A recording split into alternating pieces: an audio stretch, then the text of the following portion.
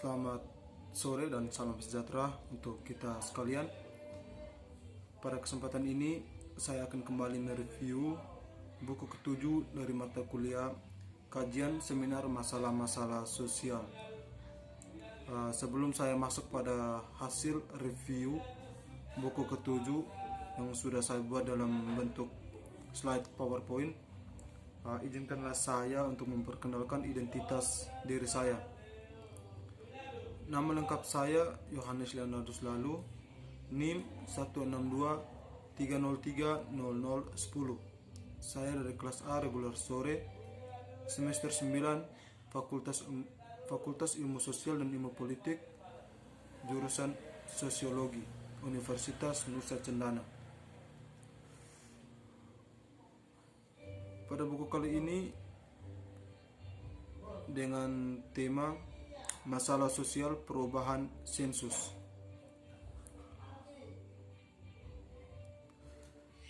Oke, langsung saja pada pembahasannya. George E. Bowen, Jr. menjelajahi dan menyatakan dekade pertama abad ini sebagai dekade dari neraka. Dekade ini sama buruknya dengan dekade masa perdamaian dimanapun di seluruh sejarah negeri di dunia ini. Server tahun 2009 halaman 31. Hal itu adalah salah satu dekade yang ditentukan oleh teror, perang, bencana alam, ledakan ekonomi dan kehancuran ekonomi, kemunduran masyarakat, ketakutan, ketidakamanan, perpecahan, kemunduran masyarakat menengah, kelas dan peradaban American Dream. Berikut beberapa indikator dari meningkatnya masalah sosial selama dekade yang penuh gejolak ini menurut Server tahun 2009, Meyerson tahun 2009, dan Hampson tahun 2009.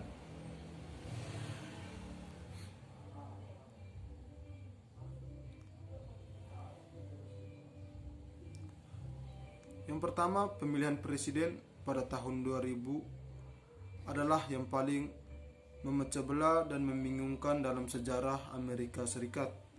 Dengan terpilihnya George W. Bush, meskipun jumlahnya 500.000 lebih sedikit dari suara lawannya, yaitu suara dari Al Gore.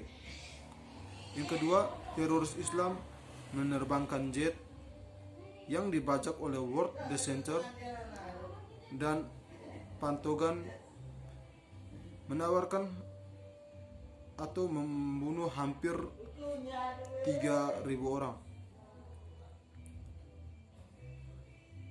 Yang berikut, Amerika Serikat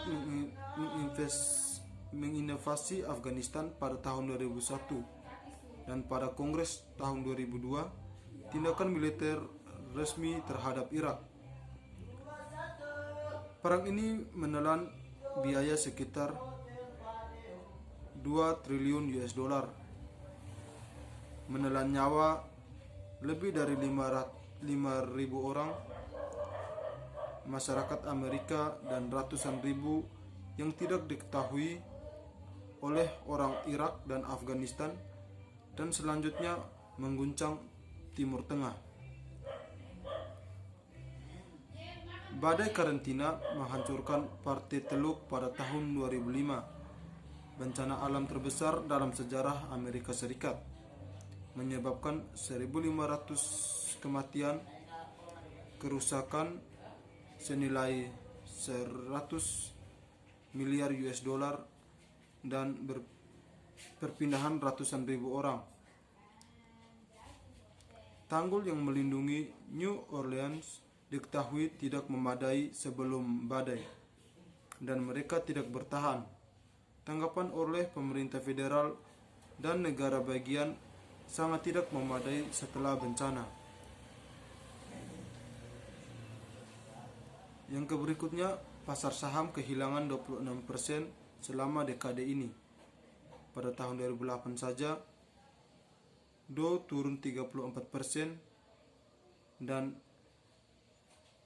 500 triliun ke 38,5%, dan yang terburuk menurun sejak tahun 1930-an. Yang berikutnya, pengangguran meningkat lebih dari 2 kali lipat menjadi 10% pada akhir dekade ini. Penciptaan lapangan kerja bersih selama dekade tersebut adalah 0%, atau dalam beberapa dekade terakhir, pekerjaan rata-rata keuntungan penciptaan adalah 20% menurut Hebert tahun 2010.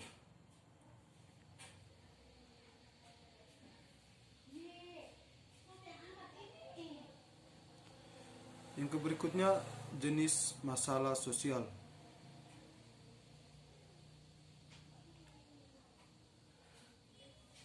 Sosiologi memiliki banyak wawasan yang menjelaskan proses di mana individu mengalami tekanan yang berbeda untuk terlibat dalam bentuk penyimpangan tertentu perilaku karena lokasinya dalam struktur sosial atau kelas sosial, pekerjaan, usia, ras dan peran, dan dalam ruang wilayah, ukuran, komunitas, dan jenis lingkungan. Asumsi yang membimbing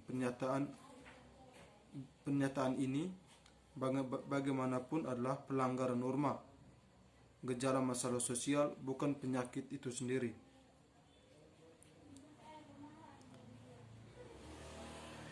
Jenis masalah sosial yang kedua ditentukan dalam teks ini melibatkan kondisi yang menyebabkan penderitaan psikis dan material untuk beberapa kategori orang di Amerika Serikat. Di sini fokusnya adalah bagaimana masyarakat beroperasi dan siapa yang diuntungkan dan siapa yang tidak berada di bawah pengaruh pengaturan yang ada.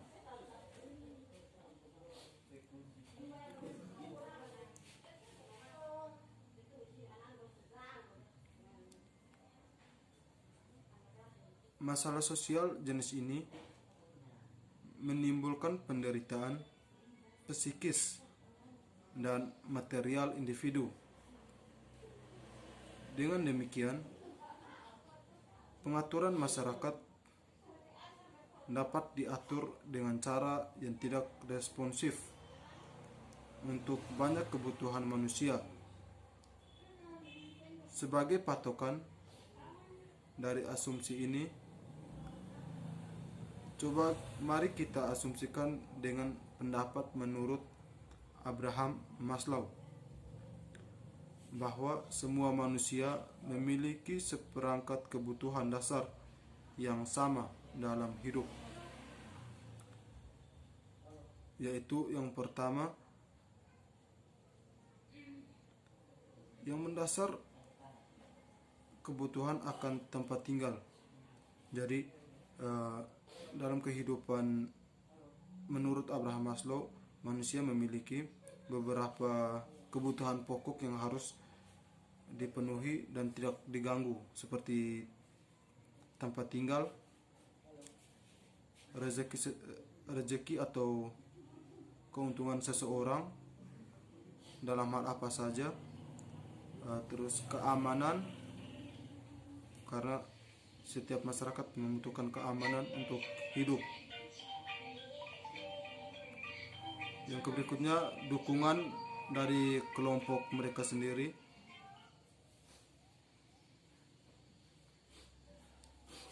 Yang berikutnya, harga diri, rasa hormat,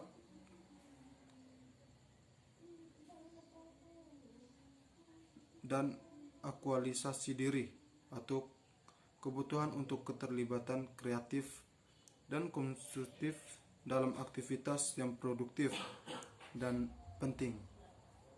Menurut Maslow tahun 1954. Jadi menurut Abraham Maslow, itulah kebutuhan yang harus dimiliki oleh masyarakat atau oleh manusia selama ia bertahan hidup.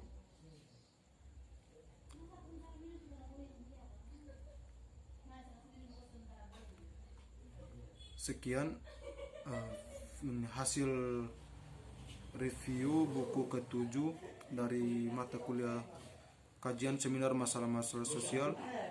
Semoga video ini dapat bermanfaat.